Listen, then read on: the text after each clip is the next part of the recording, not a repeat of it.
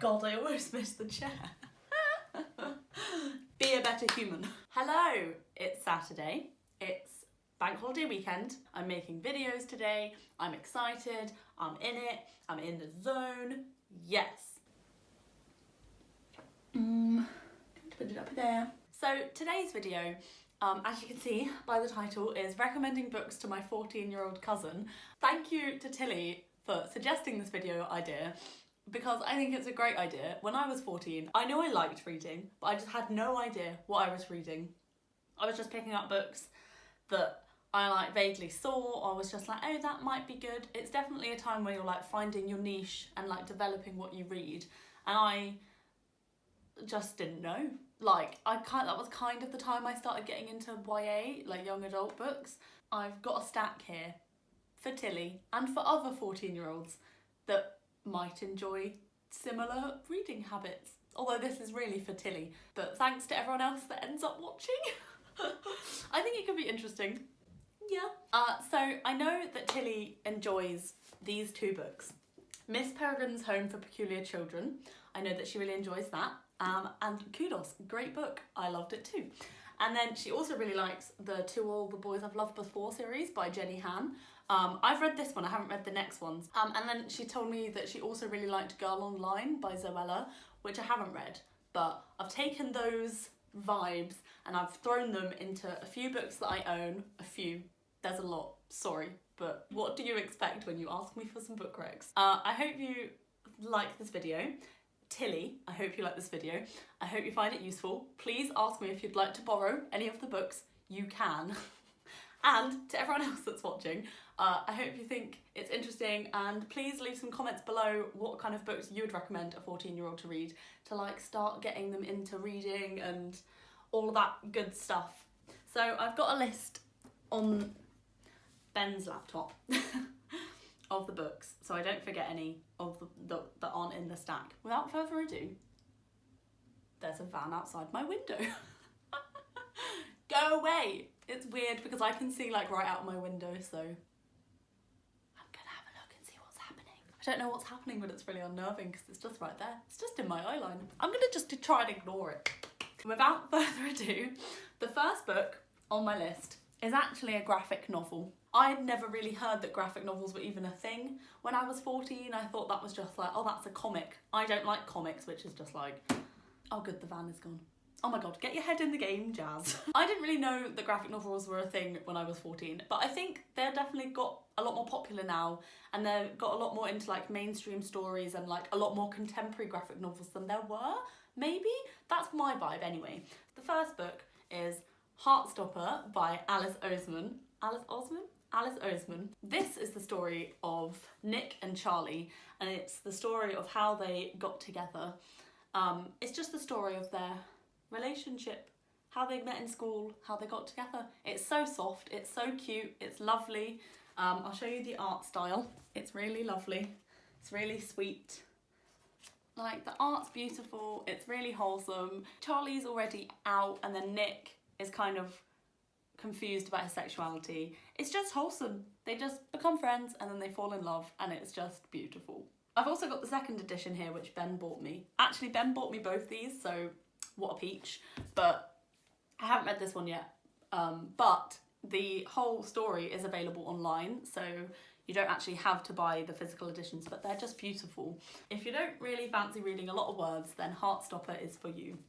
Not that there aren't words in it, it just is obviously it's a graphic novel. I'm going to stop talking. The second book I've got is Every Day by David Levithan, which is very bright and orange, but it's a really cool cover. So this is the story of A, who's our main character, and every single day A wakes up in a different body, and so they've set themselves these rules of don't interfere with whoever you wake up in their life, don't change anything, just live the day. So they're basically just living each day in someone else's body, not really being able to do much. These are the kind of rules that A lives by until they wake up in Justin's body and they meet Justin's girlfriend Rhiannon, and everything really changes from there, and it's really sweet, but also such an interesting concept that's just done so well.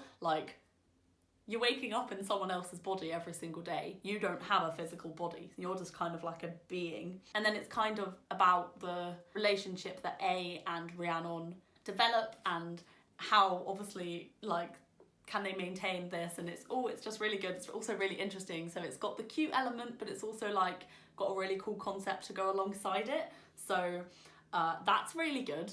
Would recommend. Okay. We're moving swiftly onwards because I realise there's so many books on this list and this is going to be a long video. The next book I've got is Wonder by R.J. Palacio. I've got these tabbies in here from when I read it like literally like 6 years ago, which is sweet. I wonder what I've tabbed. This is the story of Augie, who was born with a facial deformity, and up until now he's been homeschooled, but he's just going into 5th grade. I think it's 5th grade. I don't know what that is in America. Like, he's going into 5th grade and he's going into the mainstream school for the first time. And so it starts with him really worrying about what people are going to think of him. He just wants everyone to treat him as like normal, but he knows, and he's like, you know, mature enough to know people are going to look at him weird, and just his as a narrator is it's so good. He's so funny and so self-aware, and so it's honestly it's so good. And you also get perspectives from like his sister, from what I can remember. I read it quite a long time ago. But it's basically the story of him starting school and like making friends and realising that some friends are real friends and some friends aren't real friends, and just his story and then his relationship with his sister and his family.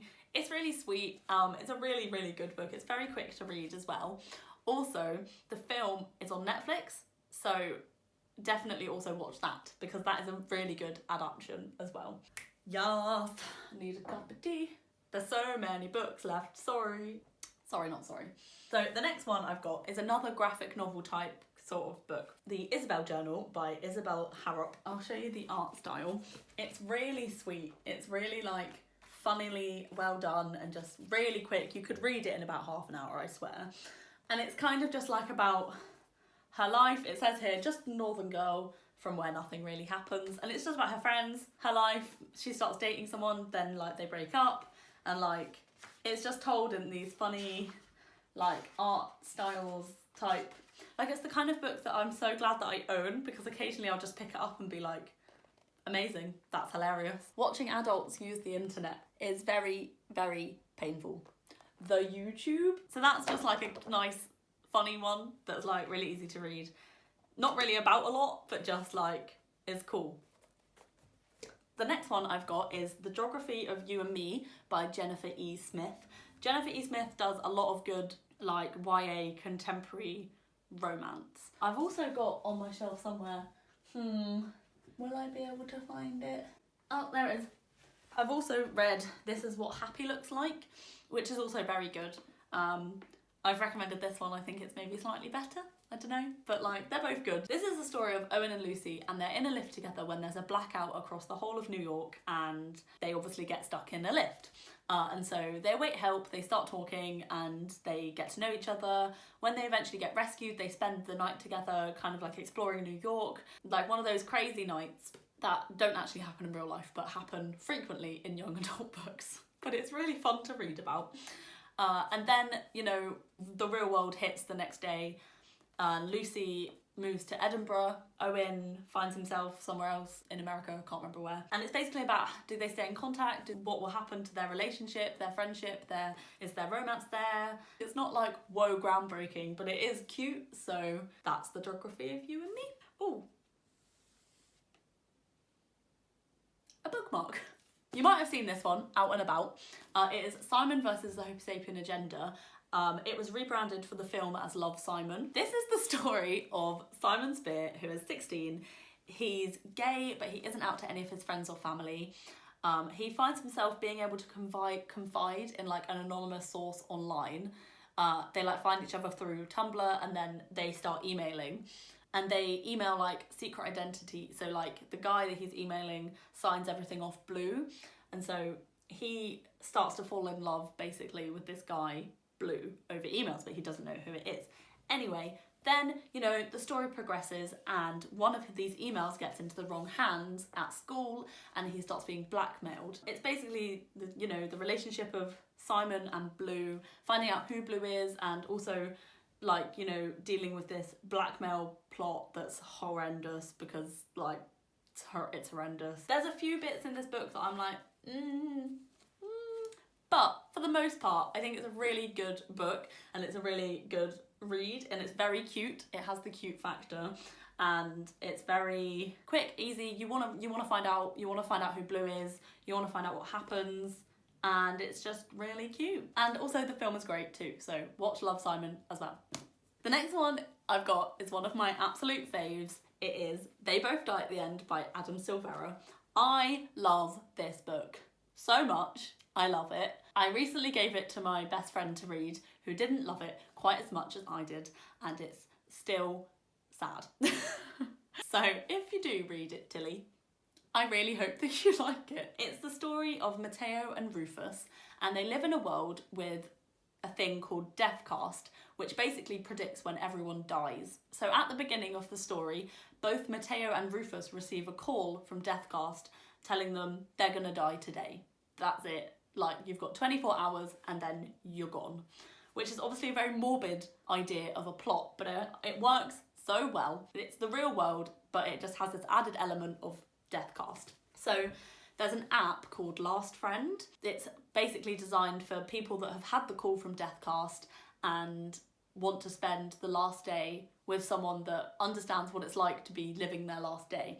So Matteo and Rufus meet on this app and they end up meeting in real life. And it's about the story of them together throughout this one day. It's the story of them getting to know each other on their last day. It's like one big final adventure. There's some romance elements, which is just really sweet. I loved it. My fave. Please read. Many thanks. The next book I've got is Everything Everything by Nicola Yoon. This is the film cover. Again, lots of YA, like young adult books, have been made into films recently. Some of them have been excellent and some of them have been less so. This is Everything Everything. This is the story, what are their names? It's been a long time. So Maddie is basically allergic to everything. She's 17, she hasn't gone out in the world ever really because she's allergic to everything. And then Ollie moves in next door and they start communicating via their bedroom window, which is just very cute, very classic, like cheesy but cute. And it's basically that. It's the story of them and their relationship. Obviously there are some obstacles in the way. I read this in one day, very quick, very easy. Also like has the element of like, I want to know what happens, so would highly recommend. It's very sweet. Whew, my God, I'm like book sweating. I just have the deep horror that I'm not recording. No, I am recording. We're on 20 minutes. I need to speed this along. The next book I've got is Noughts and Crosses by Malorie Blackman. I read this when I was about 14 or 15, I think, and it's incredible. I loved it. This is definitely due a reread. I need to reread this, but it is incredible from what I can remember. It's basically our world, but flipped on its head, or flipped in a way to show you how ridiculous racism is. So Callum is a Nought and he is an inferior white citizen. In a society, they used to be controlled by the crosses. Sephi is a cross and Callum is a Nought. In a world where Noughts and crosses aren't and shouldn't mix, Sephi and Callum develop a romance, and it's kind of, so it's based on them, but it's based and it really unpicks the world. It really talks about racism, but in like an accessible way to read about when you're like a teenager, because sometimes things can be quite daunting, but it really flips it on its head, makes you really think about like the privilege you have as a white person in this world, where obviously in this world Sephi has the privilege. So this is the first of 3 books, and I think she's just published a new one, like literally just in the last month. Yes, would defo rec. The next one I've got is One of Us is Lying by Karen McManus. It's got excellent red sprayed edges, beautiful. This is the story of 5 students who go into detention, except only 4 of them come out alive. 1 of them dies in the detention, making all 4 of them suspects because investigators have determined that it was murder. It wasn't like a casual death. Oh my God, sorry. It's basically the story of who done it, who did it, and oh man, it is good. They've all got secrets, all of the people that went into the detention, and like some people knew about stuff, some people didn't, some people knew that, and it's all kind of like linked as to like who had the motive to do this, and it's super good. I don't think there's any romance elements that I can remember, but I wanted to include a few more different types of books that I think you'd like anyway. Very good. Very addictive, because you just got to know what happens, which I think is a really good way to get into reading different things, because if there's a core element of like, well, I want to know what happens, then it kind of like spurs you to keep reading and like broadening your horizons. So one of us is lying. The next one you've props seen. It's The Fault in Our Stars by John Green. I wanted to include it because it's an absolute classic. It sent me headfirst into loving young adult books. It is about Hazel and Augustus. Hazel has terminal cancer, and in her cancer support group she meets Augustus, who used to have cancer but is now in remission. Things develop from there. Romance, travel, sad, happy, everything. That is this book. Also, obviously, the film is excellent too. You've probably seen it, don't know, probs, whatevs. I wanted to include it. The final book I have in hard copy is Anna and the French Kiss by Stephanie Perkins. This cover is horrible. Don't judge it on the cover. If you do end up reading it and liking it, there are 2 other books in the series, and they look like this. They have much nicer covers. Don't judge a book by its cover. Except do sometimes, but like, in this case, don't. It is about Anna, who is American, and she is shipped off to an American boarding school in Paris. And when she's there, she meets a boy called Etienne St. Clair. And from there, everything kind of like tumbles, you know? I've read this book like 4 or 5 times, like that, which is kind of obscene, really, when you think about it. But it was my go-to read when I was younger. It's cute, it's romance, it's fun and fast-paced, and like Anna is literally the most dramatic teenager you'll ever read, and she's infuriating, but also it's fun and just like perfect little escape one. And then yeah, if you want to continue, there is Isla, oh, which way does it go? Lola and the Boy Next Door, and then Isla and the Happily Ever After. It's fun with this whole series because characters, they're all set on separate couples, but characters from each of the books kind of like appear in the books, the different ones. You feel me? You know what I mean? It's cool. It's cool. It's clever. I like it. Okay, so that is all the books I have physically, but there are a few that when I was doing some research, I found, and I was like, I think that would be perfect. I think it's really sweet. So I'm going to just throw out, there's only, I think it's 3. Yeah, I've only got 3 that I'm going to mention that I don't have. So, and I haven't read these either. That's also the notable thing. I haven't read them, so I can't, you know, wholeheartedly recommend them. But from what I've heard and like research, I think you'll like them. The first one, I'll put it right here, is Tilly and the Bookwanderers, which is Pages & Co. 1 in the series. I didn't just pick this because the main character is called Tilly, although it definitely did have like an impact. I've heard about this book online a lot, about people saying this would have been the perfect book had I have read it when I was like 13, 14. Like, what a perfect middle grade book. Amazing. And I'm like, oh, okay, I'll have a look into it. And it sounds so cool. The basis of it is Tilly lives above her grandma's bookshop because her mum disappeared right after she was born and no one knows where she went. So ever since then, she's lived with her grandma and she lives above her bookshop. Tilly loves reading and she finds herself in the bookshop a lot of the time. So one day she's in the bookshop and she realises that classic book characters are appearing in real life in the bookshop. So Alice in Wonderland and Anne of Green Gables, I think it is, that appear, and they're literally just there. And so it kind of has like a fantastical element. With the help of Anne of Green Gables and Alice in Wonderland, she manages to like go into the books, and it's kind of like spurred with the like motivation of she's trying to find her mum that disappeared. If you want something a little bit different, adventure, Tilly and the Bookwanderers, also Tilly. The next one is Ivy, what is it? Let me just consult the laptop. Ivy Aberdeen's, I've forgotten it already. Well done, Jazz. Ivy Aberdeen's Letter to the World by Ashley Herring Ashley Herring Blake. Ding, here it is. This is the story of Ivy, whose family and her house get torn up in a tornado, and so they've been displaced.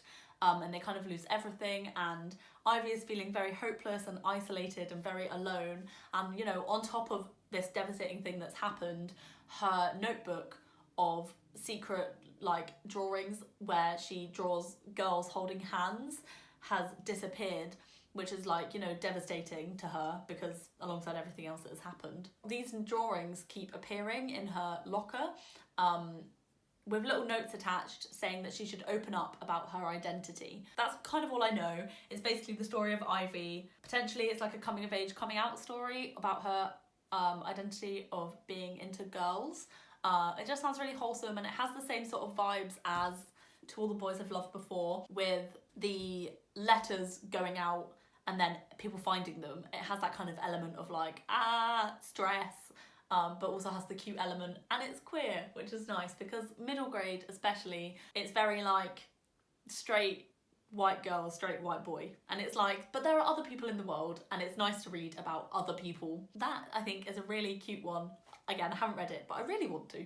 Okay, the final book. Finally. So, the final book I picked was You're Crushing It by Lex Croucher. So if you don't know, Lex Croucher is a YouTuber. She makes, well, sporadic videos now about like mental health, self-care, kind of like animal cruelty type things, positivity, everything. And she has written a book called You're Crushing It. It's about kind of like sitting you down and telling you like, it's gonna be okay. You're gonna be okay. Here's why. Here's some funny anecdotes to tell you why. Kind of reassuring about like friendships, relationships and dating, body confidence, and like all these other things that I don't know because I haven't read it. And it sounds helpful. It talks about social media and like how that can impact you. We grew up with social media, but teenagers now have like fully grown up with social media. So it's very ingrained and it can be harmful and helpful at the same time. So like, you know, yeah, this book talks all about that, and just tells you that, you know, like, it's going to be okay. Calm down. You're going to be fine. Whew. I am now exhausted. I hope this was a good selection of books. Tilly, if you want to borrow any, please do. I'll be more than happy to lend you my books. To everyone else, I hope that you found some books that you didn't know about, or maybe have some books that you can recommend to a younger brother or sister or a younger cousin, and try and get more people into reading, because, you know, it's very easy to just sit in our bubble and talk about books to people that really enjoy books, and that is comfort to me, but it's also really nice to kind of like encourage people to start reading. When Tilly messaged me and said, one, that she wanted this video, that was really meaningful. And then when she decided to pick up a book, because she hadn't read in a while, and she decided to pick up a book because of my videos, it meant a lot. So it's really just like, you know, spreading the book love, etc. I really hope that you liked it, and I'll see you soon. Bye.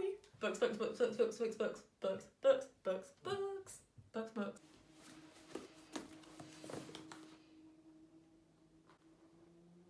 They fell. Okay, bye.